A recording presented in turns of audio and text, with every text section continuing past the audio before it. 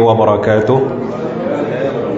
Tuan-tuan dan puan-puan yang saya muliakan, marilah sama-sama kita buka kembali kelas kita pada pagi ini dengan bacaan umul kitab yang kita niatkan agar Allah Subhanahu wa taala menyampaikan pahalanya kepada roh junjungan besar Nabi Muhammad sallallahu alaihi wasallam, ahli keluarga, baginda, sahabat-sahabat baginda, para tabi'in, kepada para awliya, para syuhada, para ulama, seluruh masyayikh dan guru-guru kita, muslimin muslimat seluruhnya, dan khususnya kepada pengarang kitab yang kita baca ini, Imam Hujjatul Islam Muhammad bin Muhammad Abi Hamid Al-Ghazali rahimahullahu taala. Syai'ulillahillahumul Fatihah. A'udzubillahi minasyaitonir rajim. Bismillahirrahmanirrahim. Alhamdulillahi rabbil alamin. Arrahmanir rahim. Maliki yaumiddin. Iyyaka na'budu wa iyyaka nasta'in. Ihdinas siratal mustaqim.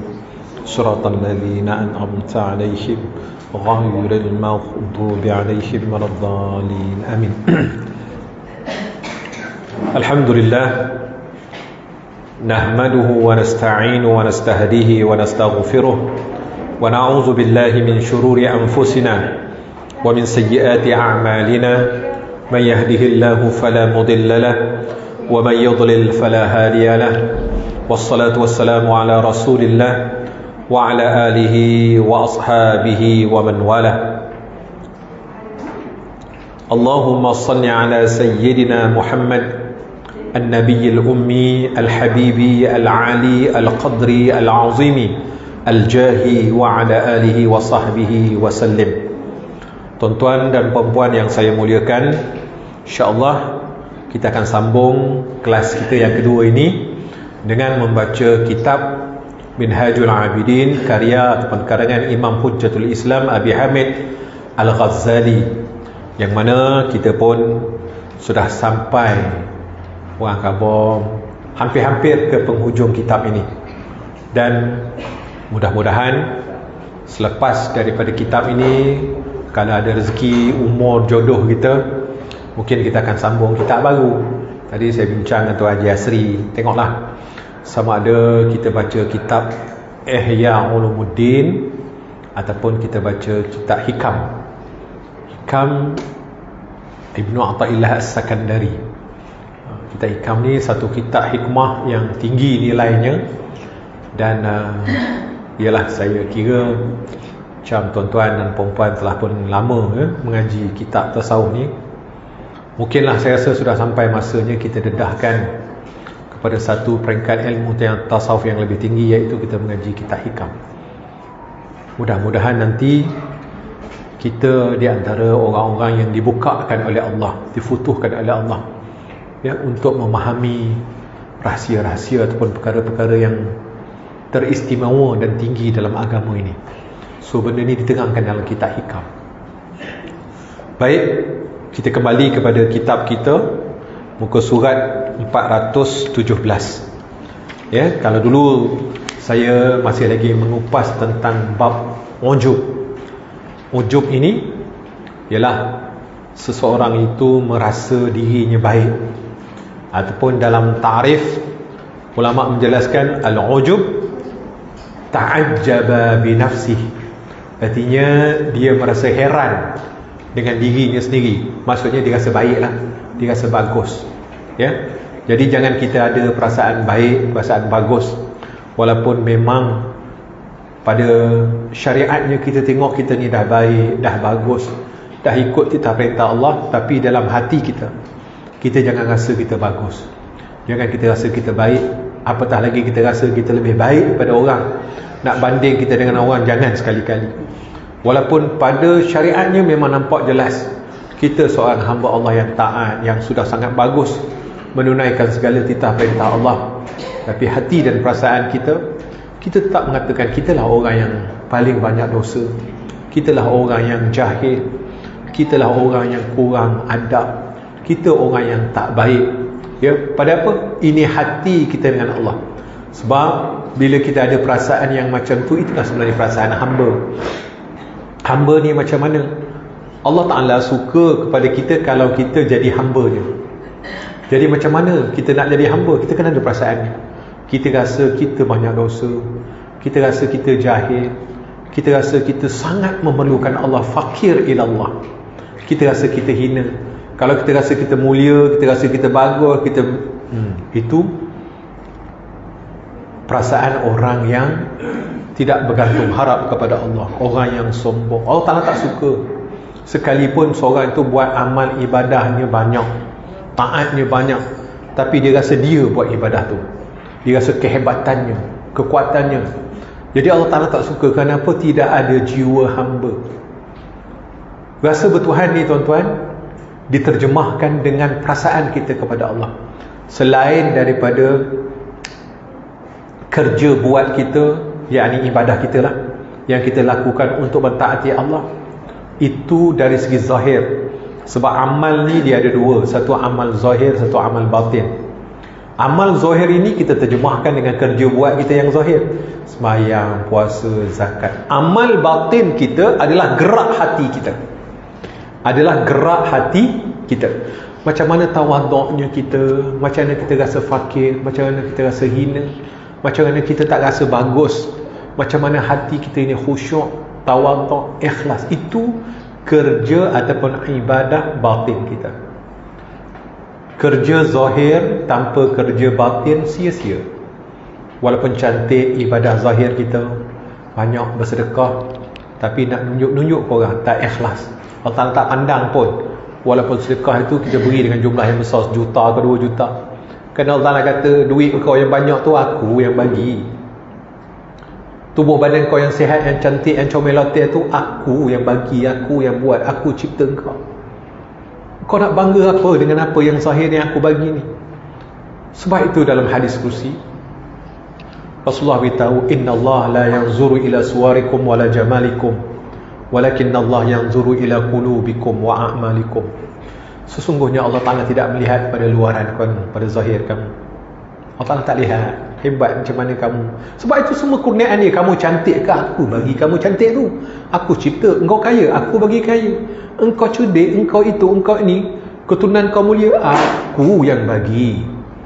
Ya, semua yang kau ada ni aku yang bagi. Walakin Allah yanzuru ila qulubikum. Akan tetapi Allah melihat pada hati-hati kita. Itu amal batin yang banyak dileka oleh kita. Bila kita rasa kita dah buat zahir, okey dah. Sebenarnya batin itulah amal yang teristimewa menjadi tumpuan Allah. Buat amal ibadah sikit tak apa tuan-tuan, tapi ikhlas kepada Allah. Tidak ada ujub dalamnya, tidak ada riak, tidak ada sum'ah, tidak ada dengki, tidak ada khianat, tidak ada mazmumah. Orang yang macam inilah orang yang mulia. Sebab itu satu hari baginda Nabi SAW sedang duduk dengan para sahabat di kampung. Sekejap lagi akan masuk orang ahli syurga. Kali masuk ada seorang lelaki, sehingga benda ni berlaku 3 kali. Rasulullah sebut akan masuk ahli syurga. Jadi sahabat ni nak tahu benda amalan orang ni, sehingga Rasulullah beritahu dia ni ahli syurga awal lagi. Jadi pergi ke rumah orang tu, dia tengok segi amalnya tak banyak mana. Mayang hak je wajib, sunat macam orang lain buat, tidur pun awal. Akhirnya dia tanyalah orang ni benda rahsia awak, sehingga Rasulullah kata awak ni pun. Dia kata, aku tidak ada dalam hatiku sedikit pun rasa marah, rasa dengki, rasa benda yang ni. Dia menjaga hatinya dengan sebaik-baiknya. Itulah amal batin, pekerjaan hati, ibadah hati yang jarang kita nak utamakan. Sebab itu ujub, jangan rasa kita bagus. Kalau kita ada sifat rasa kita bagus pada orang lain, mandang orang lain tu kenik je, kita lah bagusnya, something wrong dengan diri kita. Kita masih lagi orang kabur, terpenjara dengan sifat ujub. Jangan rasa baik dengan amal kita. Walaupun memang Allah Ta'ala dah kurnia kepada kita ni dengan tahajudnya, dengan dapat istiqamah datang kelasnya, dapat buat solat berjemaah, dapat buat tu. Ingat, jangan kita rasa baik. Kita rasa sentiasa, ya Allah, apa yang aku buat ini sebenarnya kurnia Engkau. Kita nampak balik kurnia Allah, Engkau datangkan aku, ya Allah, ke kelas ini. Kau kurnia aku dapat beribadah, dapat solat duha, dapat itu, dapat ini. terima kasih ya Allah. Sujud. Ingat ya Allah, terima kasih Kau bagi aku sujud ya Allah. Kau bagi aku berdiri dalam solat ini ya Allah. Kau bagi aku duduk dalam majlis ini ya Allah. Kurniamu ya Allah pada diriku. Nampak? Orang yang menjaga hatinya, dia pulangkan segala apa yang ada pada diri dia kepada Allah. Kerana itulah hakikat dia. Tuan-tuan ada di sini kerana Allah pilih. Kerana memang telah kehendak setiap azali lagi. Sebab tu disebut di awal tadi, bila mana muwafaqah kehendak Allah dan kehendak hamba, maka itu namanya takdir. Berlakulah ia. Ya? Berlakulah ia. Kalau Allah Ta'ala tak kehendaki, tak akan berlaku. Walaupun Tuhan hebat macam mana pun orangnya, tidak akan berlaku. Benda yang tidak Allah kehendaki tidak akan berlaku. La tataharraku zarratun illa biiznillah. Tidak bergerak satu zarah pun melainkan dengan izin dan kehendaknya Allah. Sebab itu utamakan diri kita yang zahir berbanding dengan diri kita yang batin. Biarlah nampak tak berapa smart, biarlah nampak tak berapa warak, tak apa, asalkan hati kita jaga dengan Allah, sentiasa dapat memandang Allah, sentiasa tawaduk dengan Allah, ya, sentiasa berkata-kata dengan Allah. Itulah benda yang lebih penting. Sebab hati tempat jatuhnya pandangan Allah Subhanahu wa ta'ala. Jadi mukadimah saya sebelum kita masuk dalam muka surat 417, kita sebenarnya sampai 418, tapi saya nak balik sikit 417, ambil perenggan yang paling bawah. Qala al-musannif rahimahullahu ta'ala wa nafa'ana bihi wa bi'ulumihi fid daraini amin. Apatah lagi jika sembahyang 2 rakaat itu dilaksanakan dengan alasan-alasan, dicampuri dengan keaiban dan kekotoran, serta diucapkan oleh lisan yang kotor dan diselitkan dengan perbuatan maksiat.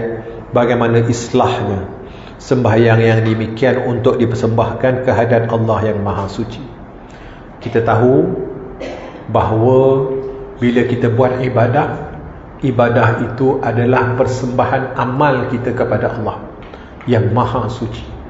Sedangkan mulut yang kotor, yang selalu mengumpat, mengata, mencerca, menghina, ya, itu pun kita dalam kitab ini dia kata bahawa bagaimana kamu menyembahkan satu benda sedangkan mulut kamu sentiasa berkata-kata kotor. Itu pun kamu tak rasa malu ke? Itu satu mulut, artinya anggota zahir kita, apatah lagi anggota batin kita. Yang bermaksiatnya anggota batin kita. Maksiat anggota batin kita kenapa? Dengan tadilah ujub, rasa diri kita bagus, sum'ah, minta orang pandang kita tinggi, riak, hati kita riak. Riaknya syirik kecil. Kita nak sesuatu selain daripada Allah. Kita buat sesuatu, sebenarnya kita bukan nak Allah pun, kita nak tunjuk kepada makhluk Allah. Tak kisahlah siapa dia, bos kita ke, mak kita ke, ayah kita kan, asalkan dia makhluk, kita buat sesuatu selain daripada Allah, namanya riak. Jadi amal yang macam tu tidak dipandang oleh Allah, kerana Allah tidak rela untuk diduakan. Ayat dia, orang perempuan pun dia tak nak diduakan, Allah Ta'ala lagilah dia tak mahu untuk diduakan dalam ibadah. Allah Ta'ala sebut dalam banyak ayat Quran, la tusyrik bi'ibadati rabbih ahada. Jangan kamu duakan aku, jangan kamu syirikkan aku dalam kamu beribadah kepadaku. Ya. Jadi sebab itu, untuk kita tidak menduakan Allah, kita jaga hati kita daripada perkara-perkara yang menyebabkan kita boleh riak, ujub, sum'ah. Perkara-perkara ini kalau kita tak jaga, artinya walaupun mulut kita mengucap ayat-ayat suci Al-Quran yang sangat suci, walaupun kita sedang menghadap Allah Zat yang Maha Suci, tetapi hati kita tidak suci. Bagaimanakah sesuatu benda yang tak suci untuk sampai kepada yang Maha Suci? Sebab tu kalau mulut kita je dah tak suci, hati kita tak suci, jangan kita harap benda tersebut. Contoh tuan-tuan kita makan tadilah, mi, kuih semua sedap-sedap, ada pula najis ataupun ada pula racun, itu pun kita tak nak makan. Kuih ni tadi minta maaf lah, tumpah kelorok sikit, ada berani makan tak? Itu bau klorok sedangkan klorok tu lebih kurang dengan asid benzoid ya. Kalau tuan-tuan buat mi apa ni, mi kebanyakan yang nak tahan lama ni, lagi banyak asid diletak lagi tahan lama mi. Itu kaedah dulu, sebab saya dulu buat kilang mi, saya tahulah cara macam mana nak melamakan mi ni ya. Lagi banyak asid terletak, lagi banyak bakteria yang kita boleh matikan dalam tepung gandum tu, lagi lama mi kita tahan. Itu kaedah dia. Tapi dalam pemakanan ni ada sikit-sikit yang boleh dibolehkan lah ya. Itu contoh. Benda pula saya nak dengan ni ya. Artinya begitulah kita ya. Kita ni dengan Allah Subhanahu Wa Taala tuan-tuan, untuk kita dapat ibadah yang suci, kita kena jaga anggota zahir kita, anggota batin kita. Anggota zahir mungkin boleh, saya yakinlah tuan-tuan yang ada di hadapan saya ni sudah boleh menjaga anggota zahir. Mungkin dah tak mengumpat, mungkin tak mencerca, tak mengata orang, mungkin ya. Mungkin kita benci dengan perbuatan, tapi bab batin ini lebih payah. Untuk riya, untuk ujub, untuk sum'ah ya, untuk kita rasa kita dihargai. Benda yang kita cakap ni kita nak dengarkan pada orang supaya kita nampak warak, nampak alim. Jadi benda-benda macam ni Allah Ta'ala tak nak ya. Allah Ta'ala sebut dalam Al-Quran, wala tusyrik bi'ibadati rabbihi ahada. Jangan kamu syirikkan aku dengan sesuatu pun dalam ibadah kamu kepada aku. Kalau tidak, Allah Ta'ala tak terima. Jadi sebab itu dalam kitab ni musannif kata, apatah lagi jika sembahyang 2 rakaat itu dilaksanakan dengan alasan-alasan ya. Kita buat sembahyang ni macam-macam alasan yang kita nak padanya ya. Macam-macam benda yang kita nak padanya, alasan-alasan keduniaan. Contoh, dicampuri dengan keaiban, dah kita ni banyak aib, banyak dosa yang kita tak bertaubat padanya. Dan kekotoran ni, kotoran kita lah, terutama kotor hati kita yang kita tak bertaubat ya. Sebab itulah penting tuan-tuan kita ni melazimi taubat. Taubat ni bukan bermusim. Taubat ni setiap hari, kalau boleh setiap masa. Dok pun setiap kali kita sembahyang tu kita bertaubat. Dok pun kita duduk kosong-kosong ni kita bertaubat. Orang yang bertaubat adalah orang yang dikasihi, yang dicintai oleh Allah. Kenapa? Allah Ta'ala sendiri yang beritahu, Innallah yuhibbut tawwabin wa yuhibbul mutatahhirin.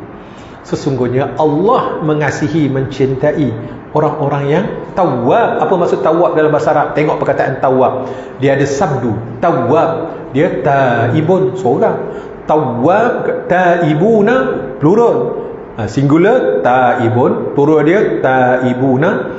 Ini tawwab. Innallah yuhibbut tawwabin. Apa maksud tawwabin? Perkataan ni, Allah Ta'ala amat mengasihi orang-orang yang tawwab. Kalau taibun sekali-sekala ataupun dua kali, tapi ini tawwab. Ingat perkataan tawwab. Tawwab ni maksudnya perbuatan yang kita lakukan berulang-ulang. Kalau tawwab,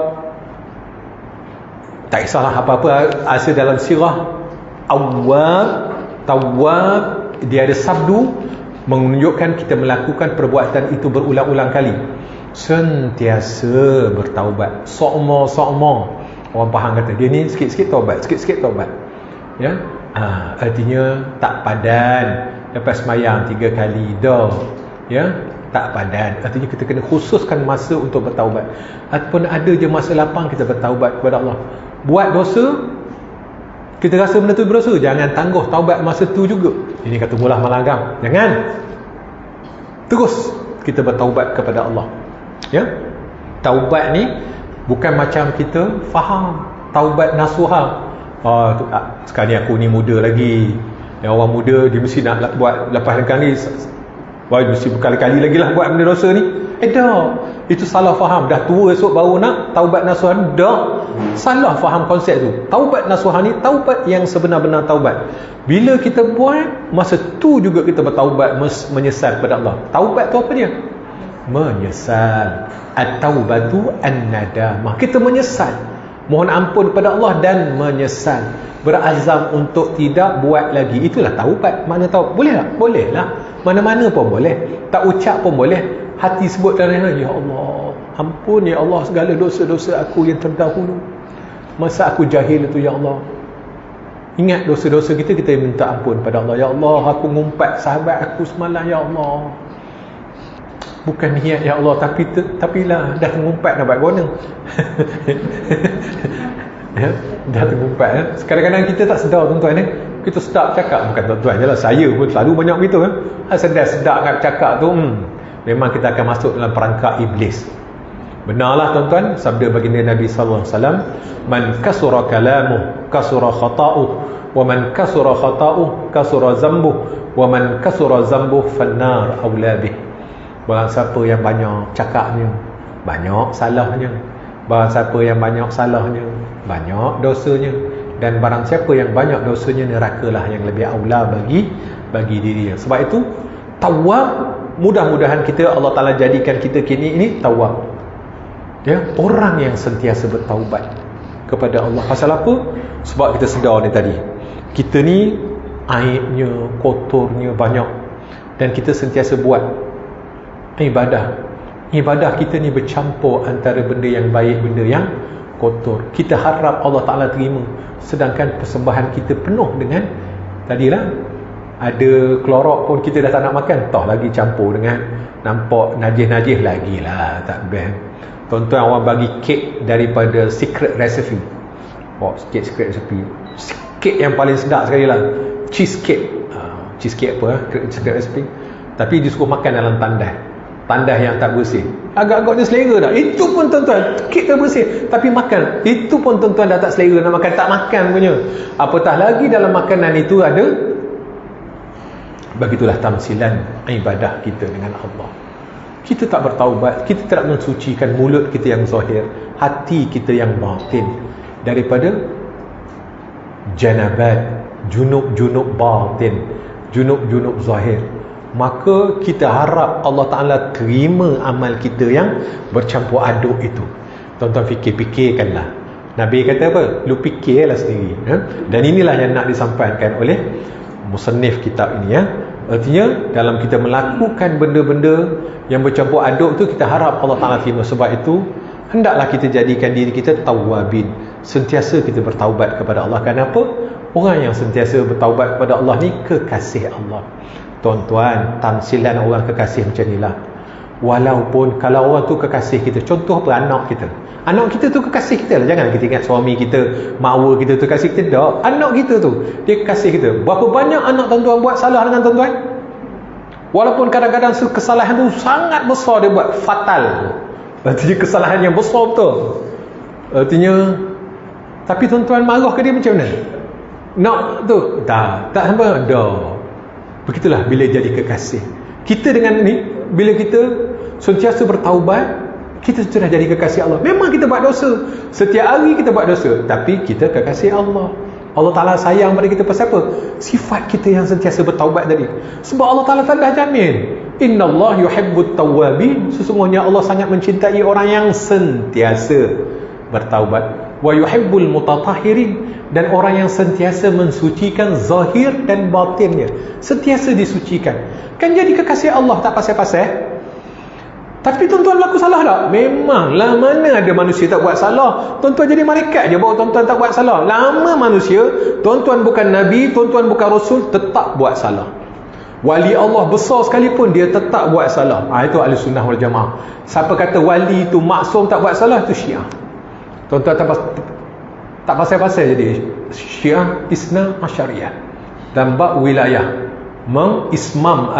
memaksumkan imam mereka tak ada dosa dia ke? Tak, kita ahli sunnah wal jamaah, wali besar mana awak, lagi awak bukan Nabi, bukan Rasul, awak tetap berdosa. Tapi berdosa awak kasih Allah tak? Wali tu kekasih Allah. Tuan-tuan, yang sentiasa mengekal taubat tu kekasih Allah. Syarat dia apa? Memang kita banyak dosa, tapi syaratnya, perbuatannya kita sentiasa bertaubat kepada Allah.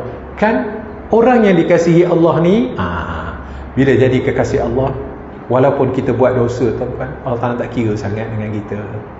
Sebagaimana ceritanya sahabat Rasulullah tu lah, Nuaiman, yang saya selalu cerita kepada tuan-tuan. Nuaiman kan, macam-macam benda Nuaiman ni buat kepada Rasulullah. Tuan-tuan baca tentang Nuaiman. Saya kadang-kadang baca Nu'aiman ni nak gelak pun ada juga. Tapi oleh kerana Nu'aiman ini adalah Ahlul Badar, orang Ahlul Badar ini, artinya Allah Ta'ala jamin mereka, semua Ahlul Badar ini ahli syurga. Rasulullah kata, kamu boleh buat apa saja wahai Ahlul Badar, kerana kamu telah dapat garanti, jaminan daripada Allah. Nu'aiman ni tuan-tuan, dulu dia masa cerita, dia ada cerita yang dia bina ada zaman Sayyidina Umar, macam-macam lah tuan-tuan dengar cerita tentang Nu'aiman.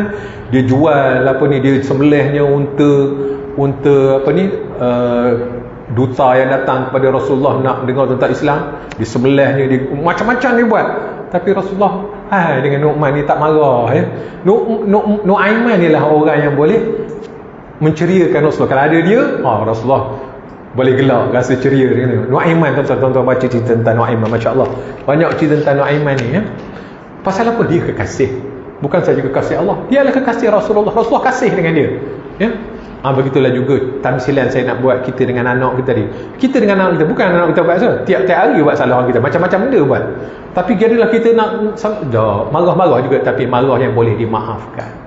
Marah yang kita tak ambil kisah pun. Begitulah juga orang yang tawwabi ni, orang yang sentiasa bertaubat ni, walaupun dia sentiasa buat dosa, tapi dosanya itu Allah Ta'ala buat tak murka pada dia, tak nak campakkan dia ke dalam kebinasaan. Tetap dia menjadi kekasih Allah. Tapi dengan syarat apa dia?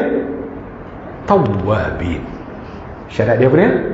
Tawwabin. Kita kena ada ciri-ciri itu pada diri kita. Memang kita jatuh dalam dosa, dah keluar je nikah berdosa tu, kita jangan bimbang lah tuan-tuan. Dalam ni je itu pun berdosa juga. Umpat apalah ustaz ni, kena cakap, kena cerita tentang apalah, berulang-ulang cerita ni, contoh ngumpat ustaz, berdosa juga contoh lah. Pastinya kita memang tak lepas berdosa. Tapi kalau kita menjadi tawwabin, kita adalah kekasih Allah kan. Di situ benda yang kita nak, tawwabin. Jadilah tawwabin ya. Jadi kita akan selamat mulut kita. Memang mulut kita payah nak kontrol tuan-tuan. Ngata orang sekejap keluar, ngatalah korang benda lah, macam-macam benda lah. Kita nampak je benda tak kena dengan jiwa kita, kita start ngata lah. Itu lumrah kita sebagai manusia ya. Tapi bila kita ada sifat tawwabin ni, sentiasa bertaubat, orang itu adalah kekasih Allah. Kenapa Allah yang Ta'ala yang declare, Rasulullah yang beritahu orang yang sentiasa bertaubat ni, dia kekasih Allah. Dia adalah orang yang dikasihi, dicintai oleh Allah. Jadi mudah-mudahan dengan sentiasa bertaubat ni, dosa mulut kita, dosa hati kita, walaupun kita ada ujub sum'ah, ada takabur, ada kadang-kadang ngata orang, kita ni diampunkan Allah. Allah Ta'ala tak ambil cara dengan kita ya.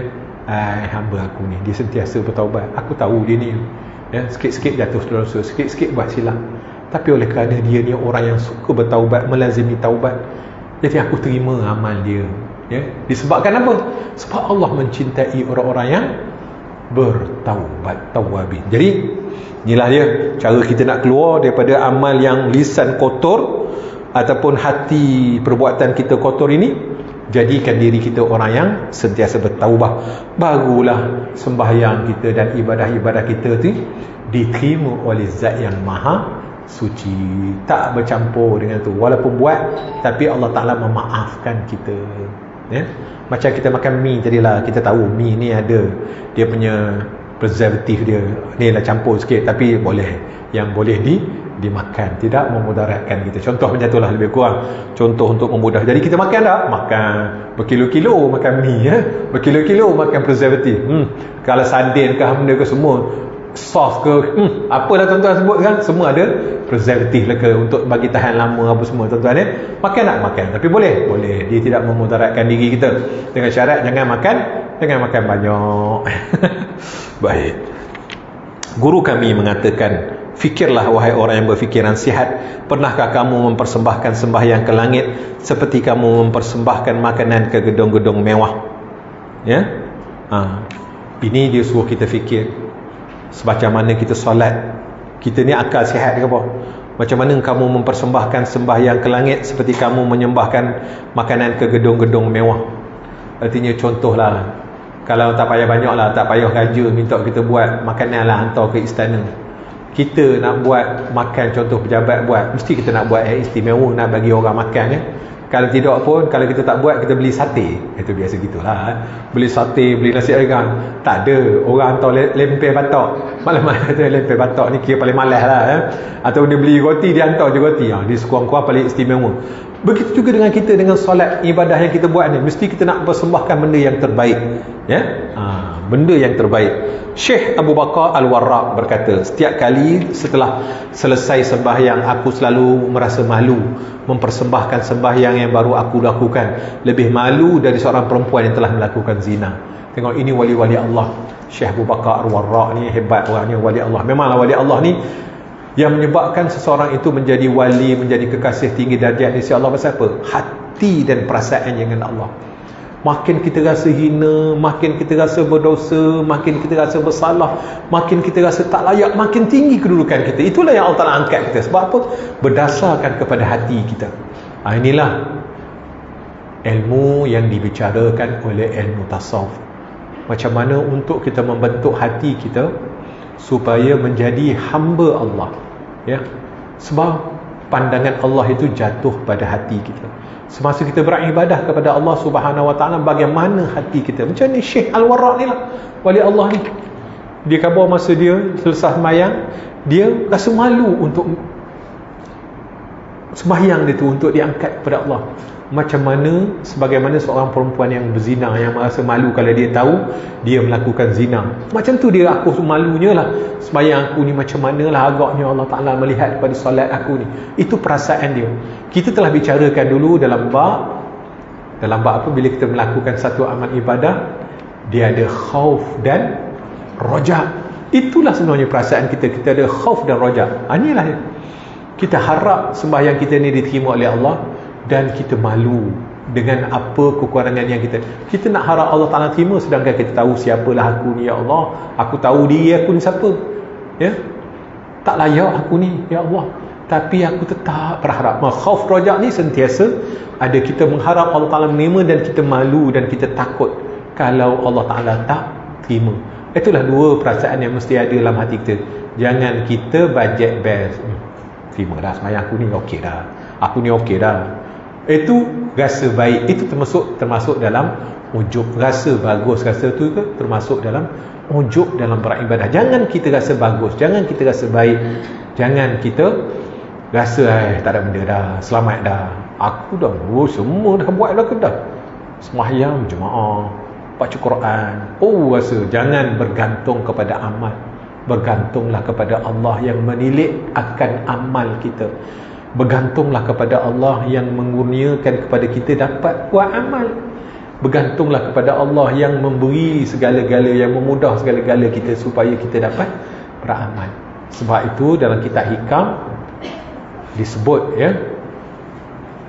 di antara salah satu tanda min alamati nuqsani, seseorang itu min nuqsanir raja indallah, di antara salah satu tanda seseorang ini kurangnya bergantung dia kepada Allah, i'timadu alal amal, dia bergantung kepada amalnya.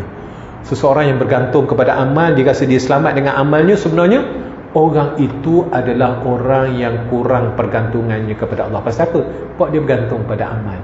Ingat, bukan amal yang menyelamatkan kita, Allah yang menyelamatkan kita. Kita selamat dengan rahmat Allah. Sebab itu walaupun kita dikurniakan oleh Allah dapat banyak buat amal, hati kena jaga. Kita kena sedar bahawa kita sedang menerima kurnia Allah, dan kita ini tidak mampu untuk membuat sesuatu kalau bukan dengan rahmat dan kurnia Allah. Itulah yang kita selalu sebut, la haula wala quwwata illa billahil aliyil azim. Tiada daya, tiada upaya melainkan dengan daya dan upaya daripada Allah. Kita semayang pun kita juga, ya Allah, tiada daya, tiada upaya aku solat ni, ya Allah. Kalau kau tak daya upaya, kau tak kurnia, kau tak gerak, tak ni, aku tak mampu, ya Allah. Sujud syukur, sujud. Terima kasih ya Allah, kau kurnia aku dapat sujud kepadamu, ya Allah. Kalau bukan daya upayamu, ya Allah, aku tak mampu sujud, aku tak mampu untuk ingat kepadamu. Tuan-tuan, berapa ramai orang yang sujud, dia sujud tapi dia menilai orang yang ada di sekeliling kelalang dia, ataupun hatinya menilai benda-benda yang lain. Jangan kita nilai benda lain, jangan nilai orang. Nilailah macam mana hati kita, ya Allah. Pertama kita syukur pada Allah, kau kurnia aku sujud, ya Allah, terima kasih ya Allah. Ya Allah, kalau bukan daya upayamu. Sebenarnya kita sebut tu, kita sedang mempraktikkan la haula wala quwwata illa billahil aliyil azim. Itulah sebenarnya, itulah yang disebut la haula wala, itu adalah kunci syurga. Ya, selain daripada kalimah la ilaha illallah, kalimah la haula wala quwwata illa billahil aliyil azim adalah khazanah syurga. Maksudnya untuk kita menjadi khazanah syurga, kita kena praktik la haula wala. Macam mana kita nak praktik la haula wala tu? Sebut je, sebut tak jadi Syekh. Sebut tu ibadah zahir, dapat pahala zahir. Ibadah batin itulah aplikasi kita terhadap la haula wala. Macam mana aplikasi kita terhadap la haula wala? Masa sujud tu satu syukur. Lepas tu kita ingat, ya Allah, kalau bukan daya dia, bukan upaya, bukan kurnia, bukan kau yang gerak, ya Allah, tak mampu aku untuk aku sujud, tak mampu untuk aku baca, tak mampu untuk aku ibadah, tak mampu untuk aku sedekah, tak mampu hati ini bersangka baik, tak mampu mulut ini bertutur, tak mampu aku buat segala-gala kalau bukan dengan daya upayamu. Itu kan terjemah pada la haula wala quwwata illa. Itu barulah namanya aplikasi la haula wala. Kata tak sebut je la haula wala quwwata, dapatlah pahala zikir la haula wala. Tak dapat memakai la haula wala. Macam mana kita nak pakai la ilaha illallah? Yang Rasulullah kata la ilaha illallah, ini hadis kursi ya, la ilaha illallah hisni wa man dakhalaha amana min makri. La ilaha illallah itu kota aku, shield perisai aku. Barang siapa yang masuk ke dalamnya, aman dia daripada tipu daya aku. Kan segala tipu daya ni Allah Ta'ala yang ciptakan. Dajjal Allah Ta'ala cipta, Iblis Allah Ta'ala cipta, nafsu buruk kita Allah Ta'ala cipta, segala kejahatan keburukan Allah Ta'ala yang cipta. Itulah makri, itulah tipu dayaku. Siapa buat? Allah. Allah Ta'ala beritahu la ilaha illallah hisni, la ilaha illallah kotaku.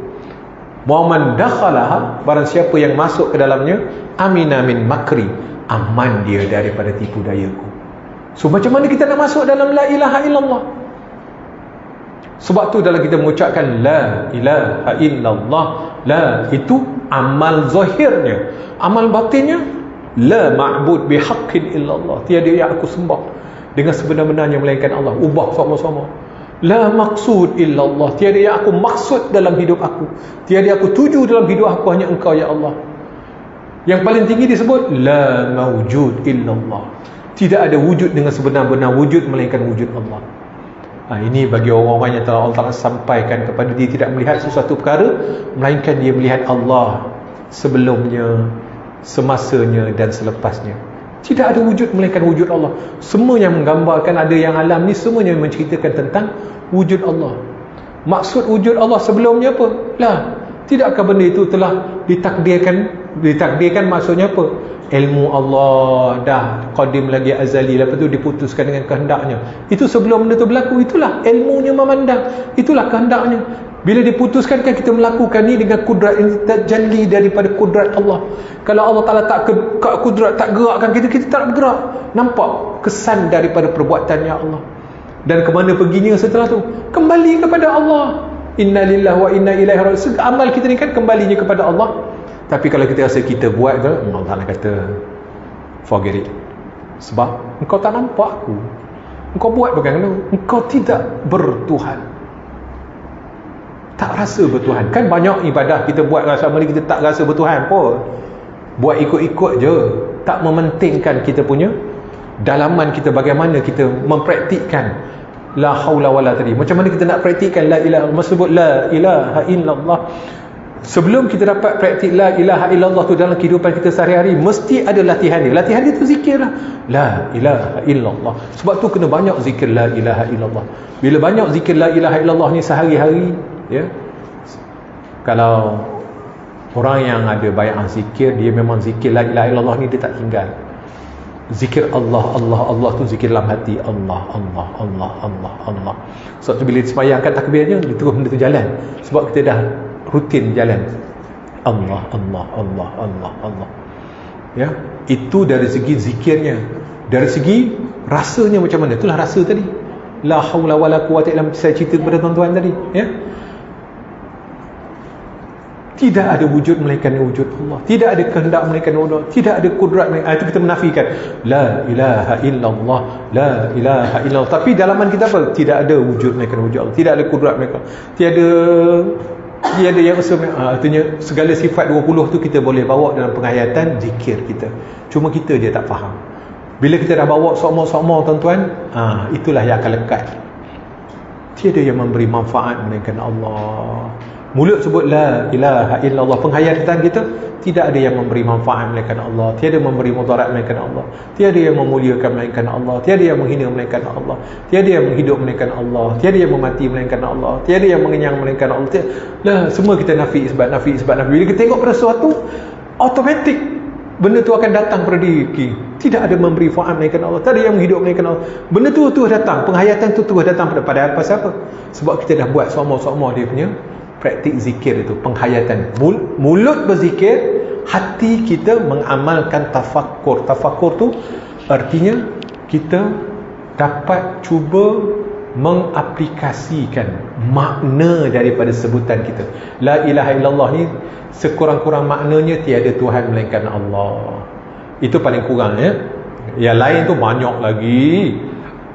Tapi oleh kerana benda tu tidak kita praktikkan, dia tidak menjadi pakaian kita. Lepas daripada ni berzikir la ilaha illallah, mulut menyebut, hati kita cuba memahami akan makna-makna. Semua makna tersebut adalah berupakan tauhid. Benarlah.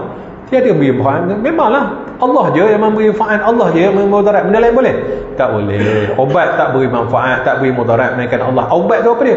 Asbab.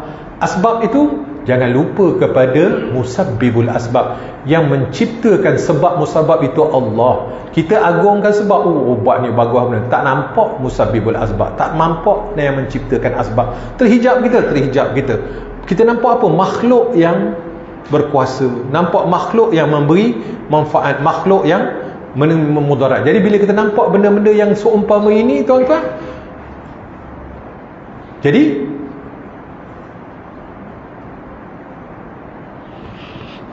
Allahu Akbar. Waalaikumsalam. Apa ni, saya nak cari satu speaker yang boleh angkat. Ada tak kat sini? Tak mahal. Ada Ustaz. Ya. Sila. Rancangan tengenala sebentar. Baik, jadi kita baliklah kepada kitab kita dia. Syarahnya pun dah banyak. Syarah ni dia bila dah syarah, artinya dia kena dia hilang dah. Tak ada dah. Bila diganggu dia akan hilang. Baiklah. Baik tuan-tuan, kita baca di sini, Allah Maha Pemurah, hanya dengan kemurahan dan kemuliaannya Allah memperbanyakkan pahala dan menerima sembahyang 2 rakaat itu. Allah juga menjanjikan pahala yang besar bagi hambanya. Kemampuan kita untuk mengerjakan sembahyang 2 rakaat itu juga merupakan taufik darinya. Allah sentiasa memudahkan urusan kita, tetapi mengapa kita bersifat ujub dan mengingkari kurnianya? Sungguh suatu keanehan yang amat nyata. Ya. Jadi sebagaimana yang telah saya syarahkan kepada tuan-tuan dan puan-puan tadilah, artinya peranan hati kita ni sangat penting untuk kita selamat daripada sifat wujub ini ya. Hanya taufik Allah sajalah yang boleh menyelamatkan kita.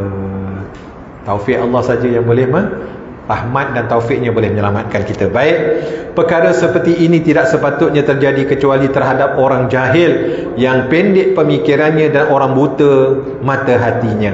Mari kita tempuh peringkat ini, kerana apabila kita tidak segera sedar, maka rugilah kita, kerana peringkat ini adalah paling sukar, paling berat, pahit dan besar bahayanya. Artinya kalau kita tak selamat, maksudnya hati kita tak selamat, masih lagi ada ria, ujub, sum'ah, penyakit-penyakit hati yang ada bersarang dalam jiwa kita ni, dalam kita beramal. Inilah benda yang akan menjadi bahana pada kita. Benda ni susah untuk dibuang ya, dan dia akan menjadi sesuatu halangan kita, amal kita diterima oleh Allah Subhanahu Wa Taala. Baik, orang yang berjaya menempuh peringkat ini akan mendapat keuntungan. Tetapi jika sebaliknya, maka sia-sia usaha kita selama ini. Artinya, kalau kita tidak berjaya membuang membuang janabat ataupun benda-benda buruk dalam hati kita tadi, maka kita lah orang yang rugi. Kita tak dapat keuntungan. Sekalipun kita beribadah, ibadah kita itu sia-sia, ditolak oleh Allah Subhanahu. Rugilah kita, ya. Terdapat 3 perkara yang amat penting dalam peringkat ini. Pertama, urusan ini sangat luas. Yang kedua, bahaya ruginya sangat hebat, bahaya celakanya sangat besar, ya. Benarlah, urusan ini sangat luas. Dia sangat luas ni, tidak ada benda yang luas, ya. Memang benda tu luas sebab kita tak tahu. So bila kita dah tahu, ada ilmunya, ada petunjuknya, ada guidance ni, kita nampak jalan. Macam kita nak pergi ke Mekah lah tuan-tuan. Kalau orang tak pernah nak pergi ke Mekah ni, Allah, sesak nafas. Satu nak cari duit, yang kedua nak tuju ke mana, luasnya, jauhnya. Tapi bila dah ada guidance-nya, duitnya pun dah ada, dah ikut kursus nak pergi haji, lepas tu dah dengar pula orang-orang pengalaman. Jadi dia nampak dah jalan. So bila pergi, so kan benda tu susah kali pertama, tapi mudah, terurus dia. Begitu juga kita dengan perjalanan kita di hidup di dunia ni. Dengan macam mana kita nak menempuh ujub. So ujub ni memang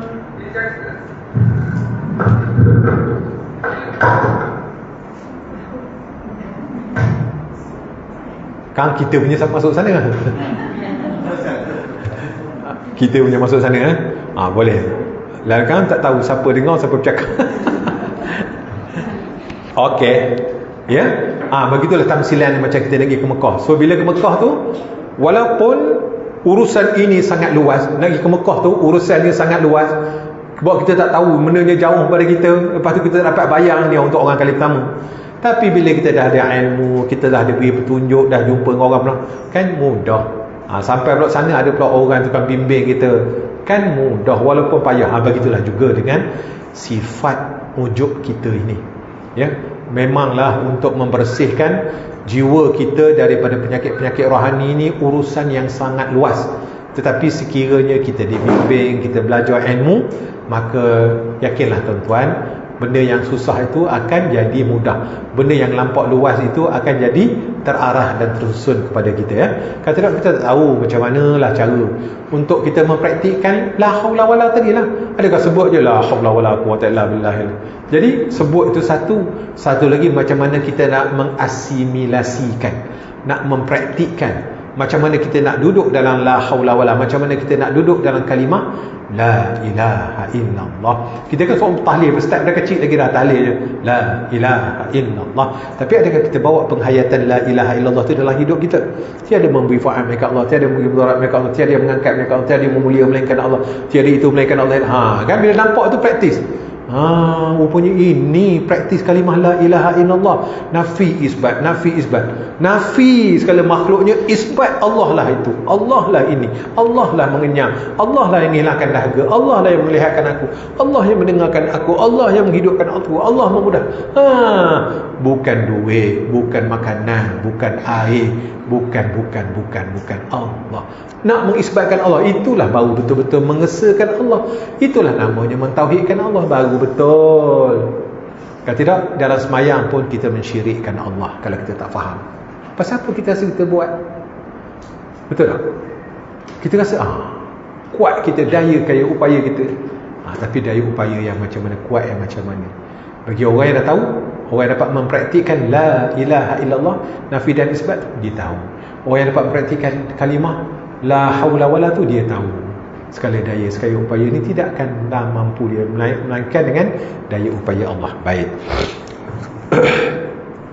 Kemudian bahaya ruginya sangat hebat. Yang kedua tu, memanglah ruginya sangat hebat tuan-tuan kalau kita tak belajar tentang macam mana cara perkara-perkara yang ataupun janabat ataupun dosa-dosa batin ini boleh meruntuhkan amal kita. Kita buat amal zahir dengan begitu banyak, tapi rupanya diselang-selangi dengan ujub, sum'ah, riya. Habis begitu saja. Dia jadi haba'an mansura, seperti debu yang ditiup oleh angin. Ya, bahaya ruginya sangat hebat. Kita rasa kita dah banyak ibadah, rupanya kita tak tahu ibadah kita ni sikit pun tak diterima oleh Allah, ataupun terbatal. Ataupun macam kita belajar buat hasad dululah. Ya, Rasulullah kata innal hasada ya'kulul hasanat kama ta'kulun nar al-hatabah. Sesungguhnya hasad dengki itu memakan kebaikan yang kita lakukan sebagaimana api memakan kayu kering. Kita ni hasad kuat sangat, banyak buat ibadah tapi hasad pun kuat. Rupanya hasad kita dia makan segala amal-amal yang kita buat ni. Rasulullah kata sebagaimana api memakan kayu-kayu yang kering. Macam kayu-kayu kering tu dapatkan api, sedap sangat, dia mamoh koprang, api makan kayu kering. Macam itulah habisnya hasanat kita dimakan oleh hasad. Jadi macam mana cara nak buang hasad? Tu diterang juga dalam kitab-kitab tasawuf, ya. Jadi bahaya rugi yang sangat besar kalau kita tak tahu perangkap-perangkap batin ini. Inilah yang akan menjerumuskan kita jatuh kepada melakukan hasad, dengki, ujub yang kita bicarakan ini, sum'ah, macam-macam lagi lah penyakit-penyakit mazmumah yang kita lakukan, ya. Bahaya ruginya sangat hebat, tuan-tuan. Kita rasa kita dah banyak ibadah, sampai sana esok, mana ibadah aku? Habis semua kena makan, habis semua kena tak ditulis oleh malaikat. Pasal apa? Ujub sebenarnya, sum'ah, riak, tak ikhlas, syirik lagi besar. Syirik lagi besar. Itu hari kita dah bicara, ya. Syirik tu ada 6. Istiqlal, istiba'at, macam-macam syirik yang kita dah bicarakan dulu, ya. Taba'id, macam-macam, ya. Ada 6 kalau tak silap saya, kalau ingat balik dulu lah kita yang lama dulu, ya. Itu baru buat syirik, kan. Masya Allah. Jadi syirik ni pada mudahnya dia ada 3 lah. Syirik jali, syirik khafi, syirik khafiyul akhfa. Syirik jali, syirik yang besar, nyata dia buat syirik. Dia pergi menyembah tok pekong, minta kepada selain sesuatu, merasakan sesuatu selain pada Allah berkuasa, ya. Pergi menyembah, tak kisahlah kubur ke pokok ke. Kalau menyembah handphone, ada juga orang menyembah handphone sekarang ni, ada. Artinya merasakan sesuatu selain pada Allah tu berkuasa. Saya kalau tak ada handphone hari ni tak boleh hidup. Apa kan ayat bahaya cakap tu. Nampak cakap macam betul. Saya kalau sebab tu tinggal je handphone, balik tak boleh hidup tanpa handphone. Bahaya, tuan-tuan, ya. Kita sebenarnya tak boleh hidup tanpa Allah, ya. Artinya tiada memberi manfaat, tiada membuat, nampak gayanya benda kita melebihkan benda selain daripada Allah. Itu cakap ajuk je lah, nak kiaskan benda-benda lain. Mudah-mudahan kita lebih faham, ya. Sebab syariat ada, hakikat pun ada. Jangan sampai benda tu hakikat. Selagi syariat dia tak ada salah lagi. Kita tu cakap dia obat ni bagus, segi syariat ni memang betul bagus, tapi jangan sampai hakikat. Sebab hakikat yang memberi manfaat, yang memberi mudarat adalah Allah, bukan obat. Jangan sampai gitu. Cakap mulut boleh, doktor, pergilah kat doktor tu memang bagus, sesuai dengan ini pakar, itu betul. Segi syariat betul, ya. Jangan sampai dalam hakikat kita yang boleh membaik, yang boleh itu, yang boleh ini adalah doktor. Doktor tak boleh buat apa-apa. Asbab Ahlussunnah wal Jamaah tidak memberi bekas. Ingat tu, asbab tidak memberi bekas. Sebab asbab tidak memberi bekas. Yang memberi bekas tetaplah Allah. Sebab tu la ilaha illallah, tiada yang memberi manfaat, tiada yang memberi mudarat, tiada melainkan Allah. Tiada yang menunaikan hajat aku adalah la ilaha illallah, la maqsuda illallah, la ilaha illallah, la qadiya hajat illallah, ya. Jadi itu yang kedua lah, bahaya rugi sangat besar kalau seseorang tu dia tak tahu tentang ilmu ni, ya. Dia tak belajar tentang macam mana untuk membuang ujub daripada diri dia. Yang ketiga, bahaya celakanya sangat besar, ya. Memanglah sangat besar. Kita akan rugi di akhirat kelak di hadapan Allah. Kita sangka kita dah buat banyak ibadah, rupanya amal ibadah kita pun sedikit pun tidak diterima oleh Allah Subhanahu Wa Taala, disebabkan oleh adanya mazmumah, adanya penyakit-penyakit batin, ya, seperti ujub ni tadi. Sedangkan jalan menuju riak dan ujub dalam amalan adalah sangat halus sehingga kita hampir tidak sedar, ya. Okey, kalau macam syirik tadi, syirik khafi, syirik yang jelas, nampak. Syirik jali, syirik yang jelas. Syirik khafi, syirik khafi inilah benda-benda yang berkait dengan mazmumah, syirik yang tersembunyi disebut, ya. Seperti contoh riya, ujub. Sebab tu dikabarkan di sini hampir tidak sedar. Kalau kita berlaku benda ni hampir kita tak sedar. Sebenarnya kita telah syirik secara riya. Memanglah Kan riak tu kita nakkan selain daripada Allah, kita nak tunjuk pada Allah. Sedangkan kita beribadah ni, ibadah kita hanya untuk Allah. Kita nakkan Allah, tapi kita nakkan selain, nak pujian manusia, nak itu, nak ini selain daripada Allah. Itu namanya syirik lah. Tapi syirik tu syirik khafi. Syirik juga, tapi namanya syirik yang tersembunyi. Lagi satu, syirik khafiyul akhfa. Inilah pembahagian 3 yang dibagikan ulama. Syirik yang lebih tersembunyi. Yang syirik mazmumah tadi, penyakit mazmumah macam riya, ujub, sum'ah semua tadi, itu khafi. Khafiyul akhfa, yang syirik yang tersembunyi lagi tersembunyi. Apa dia? Ananiyah, keakuan. Merasa akulah ni, akulah tu, akulah beribadah, akulah. Kalau tak ada aku, keakuan. Dia tidak memulangkan, tak menyandarkan kepada Allah akan benda yang dibuat. Dia tak rasa kurnia Allah, dia tak rasa dia dapat ilmu Allah yang bagi, dia tak rasa Allah memudahkan dia, Allah kurniakan dia, Allah bagi dia itu. Dia tak nampak pun Allah. Dia nampak diri dia, ananiyah. Akulah beribadah ni, akulah yang hebat ni, aku. Ananiyah ni maksudnya keakuan. Ya. Lawan dia ubudiyah, penghambaan. Penghambaan tadi yang telah kita cerita awal tadi, ya. Hamba ni macam sentiasa fakir, sifat dia fakir, sentiasa sangat berharap kepada Allah, sentiasa rasa hina, sentiasa rasa jahil, sentiasa rasa tak boleh nak buat kalau bukan Allah yang bantu. Iyyaka na'budu, tu yang Allah sebut, iyyaka na'budu wa iyyaka nasta'in. Hanya engkau kami sembah, hanya engkau kami minta tolong. Sentiasa minta tolong dengan Allah dalam sujud, minta tolong dengan Allah, ucap, dapat memandang, dapat melangkah, dapat itu, dapat ini, ya. Apa saja dia buat, dia minta tolong dengan Allah. Minta tolong ni tak payah sebut, dalam hati je. Kita ni beramal hati. Sebab tu hati itulah amal yang paling besar. Tuan-tuan akan terkejut nanti. Tuan-tuan tengok, ya, amal ibadah sembahyang pun, tapi rupanya amal hati tuan-tuan yang paling besar yang Allah Ta'ala nilai. Di antara amal hati tu apa dia? Iman. Antara amal hati tu apa dia? Khusyuk. Antara amal hati tu apa dia? Sabar. Antara amal hati tu apa? Redha. Antara amal hati tu apa? Itu yang paling besar sebenarnya di sisi Allah. Ma'rifatullah, kenal Allah. Antara amal hati tu apa dia? Fakir ilallah, sentiasa mengharapkan Allah. Ya Allah, ya Allah. Hati dia sentiasa bergantung dengan Allah. Sebab itu hati kena hidupkan.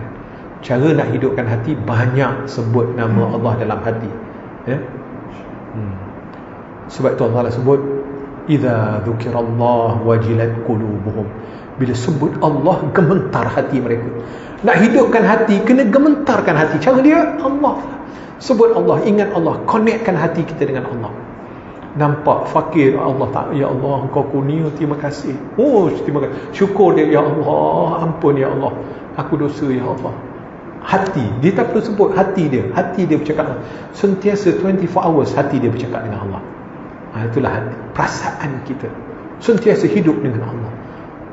Satu yang ulama-ulama sufi, dia latih hati Allah, Allah, Allah. Duduk diam pun Allah. Duduk tengah orang, al-khalwah fil jalwah. Artinya dia berkhalwat dalam keramaian orang. Ni orang ramai ni, duduk dalam satu dewan. Orang calon kita pada kali ini jatuh kepada Datuk Haji Abdul Razak. Tapi Datuk Haji Abdul Razak, Allah, Allah. Baguslah tu. Macam tu.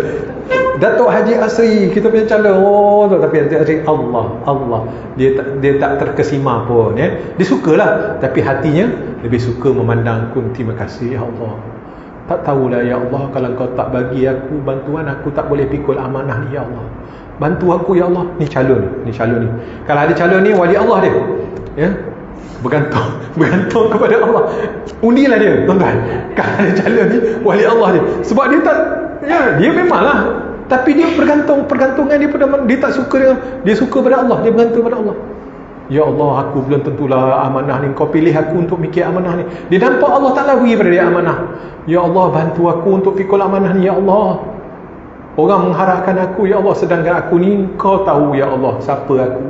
Tak daya aku ya Allah, tak ada upaya aku ya Allah. Kalau kau tak upayakan aku nak gerakkan jari aku pun tak mampu. Apatah lagi aku nak buat kerja-kerja besar mikul amanah engkau ni ya Allah. Aku takut ya Allah, engkau persoalkan amanah. Wali Allah ni, undilah orang yang macam ni. InsyaAllah negara aman, korupsi tak ada, InsyaAllah dia bukan buat kerja kerana Allah. Ni Tok Wali jadi kita punya calon pilihan raya kita kali ni.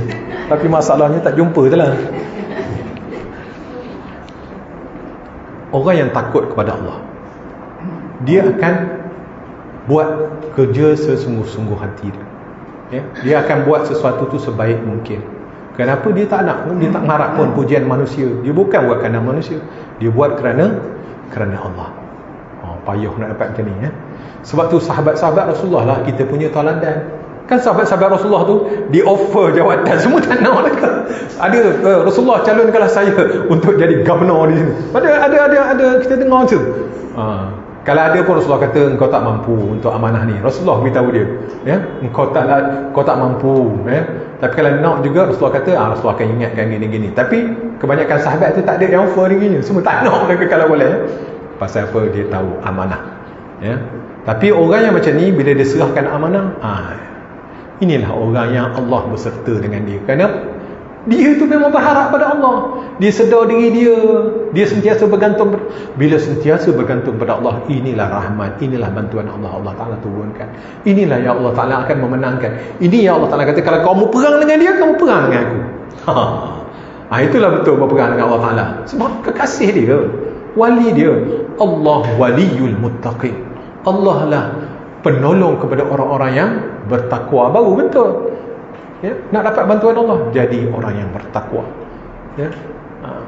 Jadi mudah-mudahan kita faham apa yang nak disampaikan dalam kitab ni. Sedangkan menuju riya, ujub dalam amalan adalah sangat halus, sehingga kita hampir tidak sedar, kecuali orang-orang yang bijaksana dalam masalah agama dan yang benar-benar waspada, dan orang-orang yang hatinya terbuka. Macam mana nak buka hati, tuan-tuan? Banyak mengingati Allah. Ala bizikrillah tatma'innul qulub. Tidakkah dengan mengingati Allah itu hati akan sentiasa tenang? Tenang ni maksudnya masuk terbuka, sentiasa mendapat limpah rahmat kurnia Allah. Allah Ta'ala ilhamkan kepada hati-hati yang seumpama ini. Sebahagian ulama kita mengatakan almarhum Sayyidina Atha As-Sulami pada satu saat menenun dan menghias mengikut seleranya. Setelah selesai tenunan itu dibawa ke pasar untuk dijaja, tetapi seorang pedagang kain menawar dengan harga yang paling rendah, lalu berkata, tenunan kamu ini banyak cacat celanya, itu dan ini. Maka tenunan itu dibawa pulang. Setiba di rumah dia menangis terisak-isak. Pedagang kain tadi merasa kesal dan minta maaf kepada Atha As-Sulami. Kemudian pedagang kain itu menawarkan dengan harga tinggi sesuai dengan tawaran yang diberikan oleh Atha. Maka berkatalah Sayyidina Atha, bukan masalah itu yang menyebabkan aku menangis. Tuan-tuan tengok, orang-orang yang hampir dengan Allah, walaupun peristiwa itu berlaku, hubungan dia sama manusia, tapi connection dia terhadap dia pandanglah kepada Allah. Allah macam manalah ini amal aku. Bila manusia, aku bentang pada manusia kata amal tenunan kau ni tak ada kualiti, aku tak puas hati. Macam mana pula Allah kalau Allah Ta'ala reject? Dia terus pandang itu, dia terus connect dia punya tu. Itulah makrifah, hidupnya hati dia dengan Allah. Dia tak sedih pun kerana orang tu tolak dia punya tenunan tu, tapi dia sedih. Dia terbayang kalau sekiranya Allah Ta'ala tolak reject amal dia, tolak reject iman dia, macam manalah dia pada masa tu. Itulah sebab tu. Kemudian pedagang kain itu menawar dengan harga tinggi sesuai dengan tawaran yang diberikan oleh Atha. Maka berkata Sayyidina Atha, bukan masalah itu yang menyebabkan aku menangis. Aku hanyalah buruh tenun. Aku bersungguh-sungguh dalam menenunnya. Pada pandangan aku tenunan ini tiada cacat cela. Tetapi setelah aku perlihatkan kepada orang yang mahir atau pakar dalam perkara ini, baru aku sedar akan kecacatan dan aibnya, yang semua itu tidak aku ketahui. Itu bawa orang, tuan-tuan, ya. Allah Ta'ala yang mengetahui diri kita zahir dan batin, yang tidak terlepas sedikit pun memandang kita zahir dan batin. Dia tahu zahir dan batin kita, tuan-tuan. Sebab tu zahir ni mungkinlah, ya. Sebab zahir ni kita dah banyak belajar dari segi syariat, ya. Tapi batin ini yang banyak orang lalaikan. Batin ini perlu kita asuh, perlu kita latih. Macam mana? Macam saya sebut tadi lah, ya. Praktikal dia dalam semayang kita, dalam kehidupan kita sehari-hari. Kita kena latih hati kita, sentiasa syukur pada Allah, sentiasa minta maaf pada Allah, sentiasa merasakan tiada daya, tiada upaya. supaya dia sentiasa memandang suatu benda tu ada connection kita dengan Allah. Ya Allah, terima kasih ya Allah, kau datangkan mi kari ni ya Allah. Rezeki aku bagi. Nampak tu rezeki Allah tak datangkan. Walaupun kita pergi kedai, kita order kita apa, ya Allah, kawan aku belanja, nampak dia belanja, tapi hakikatnya kau yang beri aku rezeki ni ya Allah, terima kasih. Hati kita tak payah kata kuat-kuat kata kuat-kuat tu riak pula lah jadinya. So jadi untuk selamat riak tadi kita kata ya Allah, terima kasih ya Allah. Dalam hati kita, kau kurniakan kepada aku ni rezeki, dapat aku makan mi kari. Berbulan-bulan dah aku nak makan mi kari, hari ni baru dapat makan mi kari. Tukarlah mi kari tu dengan nasi arak ke, dengan nasi bukhara ke, dengan nasi dengan apa, patin poyok ke. Ya. Pasal apa? Kita kaitkan dengan Allah, ya. Kerana memang dia yang mendatangkan, dia memberi rezeki. Barulah nampak Allah Ar-Razzaq, Allah yang menggerakkan, Allah yang mentadbir. Nampak urusan takbir, nampak kerajaan Allah. Oh ya Allah, hebatnya kau mengurus mengatur aku ya Allah. Benda aku nak sehari dua ni, kau datang dah hari ni ya Allah, kasihnya. Nampak kasih sayang Allah. Meleleh air mata masa tengah makan. Pasal apa? Sebab dia bukan pandang pada tu, dia pandang Allah tadi. Sebab tu orang yang macam ni, dia sentiasa duduk di alam lain. Bukan alam ni, dia duduk dengan manusia juga. Dia duduk bercakap molek juga, pandang mata. Tapi penghayatan dia punya penghayatan tu, dia syukur pada Allah. Dia nampak Allah Ta'ala, dia sebenarnya dia sedang bermain-main dengan Allah. Allah mengurus dia. Ya Allah, terima kasih ya Allah, Engkau urus aku dengan sebaik-baiknya. Engkau beri apa yang aku nak. Aku terdetik ya Allah, seorang pun tak tahu, tapi Engkau maha mengetahui ya Allah. Engkau datangkan ya Allah. Kan nampak tu, dia nampak rezeki Allah. Engkau macam apa, sebenarnya apa saja yang datang pada kita, semuanya datang daripada Allah. Ya, syukur sikit ke banyak ke, dia lah bagi. Ya. Kadar-kadar apa ni? Takdir, kadar yang telah Allah Ta'ala kadarkan kepada kita. Banyak sikit itu bukan ukurannya. Yang pentingnya dia datang daripada Allah. Kita dapat memandang Allah yang memberi Ar-Razzaq. Nama Ar-Razzaq, Ar-Razzaq, baru Ar-Rahim. Nampak Al-Wadud, main dengan kucing, balikkan Wadud. Kucing datang, jelek-jelek kita, jilat-jilat gitu. Ya Wadud, Ya Rahim, Ya Latif. Dengan lemah lembut Engkau ya Allah. Tajalli asma Allah. Semua benda atas dunia ni adalah tajalli sifat Allah, kesan daripada perbuatan Allah. Allah yang macam mana? Allah yang berkudrat. Yang macam mana? Allah yang alim. Daripada ilmunya lah, daripada kehendaknya lah, daripada kudratnya lah. Sebab itu tajalli sifat itu lebih tinggi pada tajalli af'al. Orang yang dapat melihat tajalli Allah, dia peringkat paling bawah makrifah seseorang kepada Allah yang kita belajar. Sifat 20 ni kita kenal Allah dengan cara akal. Selepas itu kita mentauhidkan Allah, naik setengkok, mentauhidkan Allah pada af'alnya. Dapat rasa dah, nampak dah. Bukan tu, rasa ni maksudnya makrifah kita tu dah berperanan, dah nampak dah kesan pada perbuatan Allah. Atas lagi pada tu, iman yang lebih tinggi, nampak tajalli sifat. Sudah tentulah perbuatan ini, sudah tentulah Allah yang berbuat ini berilmu, berkehendak. Macam-macam lah sifat-sifat kamalat tu. Selagi mana, sebanyak mana sifat yang tuan-tuan dapat resapi, kuasai, nampak, lagi itu banyaknya makrifah tuan-tuan kepada Allah. Tengoklah setakat mana yang Allah Ta'ala berikan kepada kita. Lepas tu barulah tauhid zat, mengesahkan zat Allah yang laisa kamitslihi syai'.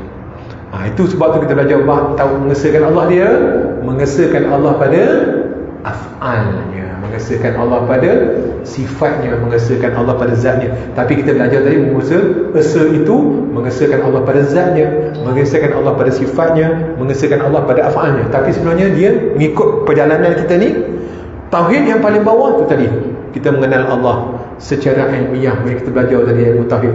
Naik tingkat makrifah, menampak af'al Allah, kesan daripada buatan. Nampak terus benda-benda makhluk ni, af'al Allah, nampak kesan af'al. Lepas tu naik lagi hebat, kesan daripada asma Allah, ilmu, hayat, sama, basar, kalam, segala sifat-sifat kamalan Allah. Kalau dapat tuan-tuan cernakan, dapat, itu hebatlah. Itu peringkat yang sudah sangat tinggi. Orang yang sudah dapat melihat tajalli sifat Allah ini sudah digelar sebagai wali Allah, kekasih-kasih Allah. Mereka ini sudah mengenal Allah pada peringkat yang sangat tinggi. Orang duduk pada peringkat dapat mentajalli af'al itu pun dah disebut wali Allah, kekasih Allah. Apa lagi dapat melihat pada tajalli sifat dan asma Allah tadi. Tajalli zat ni hanya rasul-rasul dan nabi-nabi sahaja. Ya, kekasih-kekasih Allah dapat tengok tajalli af'al, tajalli sifat ni pun sudah sangat hebat. Tapi sebab itulah amal yang macam ni tuan-tuan, kita kena sentiasa banyak berzikrullah. Zikir jangan tinggal, sama ada secara jahar ataupun secara khafi. Jahar ni kita duduk untuk imam ke masjid ke mana ke, macam kita tadi, itu jahar. Khafi itulah yang paling banyak. Sepanjang kehidupan kita diam, kan kita paling banyak kita bersorang kan, ya, dalam tak kisahlah mana-mana. Jangan lupa hubungkan diri kita dengan Allah. Hubungkan, sama ada pemikiran kita melihat sesuatu, ataupun hati kita yang menyebut Allah, Allah, Allah, ataupun kita dapat memandang sesuatu, itu adalah tajalli daripada af'al Allah, tajalli pada sifat Allah, tajalli pada asma Allah. Macam kita tengok rezeki tadi, nampak Ar-Razzaq, terima kasih kita kepada Ar-Razzaq. Kita menghayati dapat, bila kita makan pula, ya Allah, lidah aku ni dapat rasa masin, manis, ya Allah, terima kasih. Kau kurniakan kepada aku nikmat. Setiap benda tu adalah nikmat yang Allah Ta'ala nak buktikan kepada kita, aku adalah Allah. Innani anallah, la ilaha illa ana fa'budni wa aqimus salata li dhikri. Tu Allah Ta'ala kata, akulah Allah, tiada Tuhan melainkan aku, sembah aku. Allah Ta'ala kata, dia nak cerita tentang diri dia, semua benda ni menunjukkan dia, tak lain tak bukan dia. Bila kita dapat melihat menyelam ke dasar tu, kita nampaklah Tuhan yang kita sembah. Nampak wujud Allah sangat nyata, tidak satu pun terpisah daripada kita. Macam tadilah saya sebut tadi, tapi kita tak sempat bahas yang bab kamu fasil tadi. Ni aku tanam je, numbuh ke Allah. Itu cakap tu bahaya.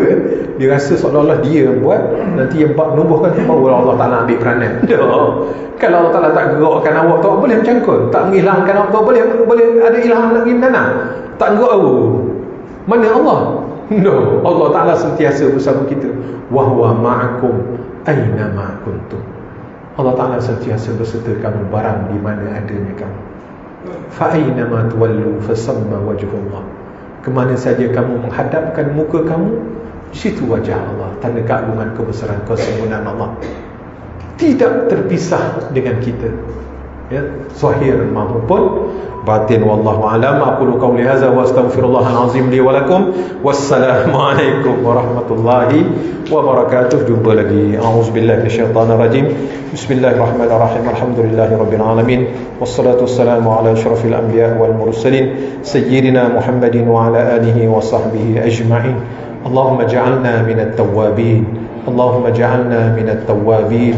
اللهم اجعلنا من التوابين واجعلنا من المتطهرين واجعلنا من عبادك الصالحين. اللهم اجعلنا من عبادك المخلصين. اللهم اجعلنا من عبادك المخلصين.